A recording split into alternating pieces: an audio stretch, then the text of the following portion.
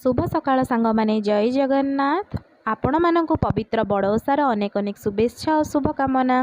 तो सकाळु सकाळु मु मोर वृंदावती पाखे मुरुज आंकी दूची जेहेतु आम ओडिया प्रत्येक वर्ष पंचुकरे निहाती सबू ओडिया घरे घरे प्रभु श्री जगन्नाथंकर मुरुज तो मोस्टली पड़ी थाए। तो मुझे ये प्रभु श्री जगन्नाथंकर मुरुज आंकी दूली। तो आज थिला पवित्र बड़ ओषा जेहेतु आम घरे भंडार भोगर प्रिपेरेसन हुए तो सबु वर्ष मो शाशु शशुर भंडार भोग बनी था क्या आड़े तरण बा घृत भोग बोली कहुए।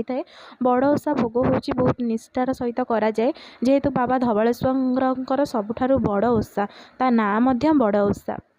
तो मु बड़ लोकों शुणी यही भोग बनवाई आपण मानक ढेर सारा भक्ति विश्वास मनोबल थिबा दरकार। तो भाग्य थिले भोग आपण मानक खाइबाको मिलिबा आ बनवाको मध्य आपण हाथ में हम।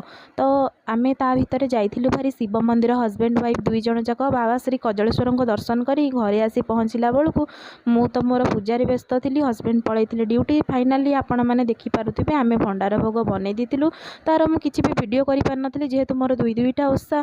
तो माने एते सारा काम दुई जन आम थिलु मो सासु मु एते सारा काम भितर मु यार वीडियो बनई पारि नथिली बनइबार घरे भी कहीं नथिले जेमती कि फोन धरिकी वीडियो बनई पारिबे।